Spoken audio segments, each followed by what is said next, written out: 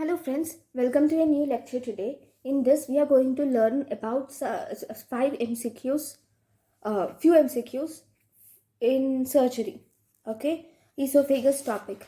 So the first is Heller's cardiomyotomy is done for. First we will assess without seeing the options, and then with the seeing the options also we will assess the question. So Heller's cardiomyotomy is done for. It is a straightforward question.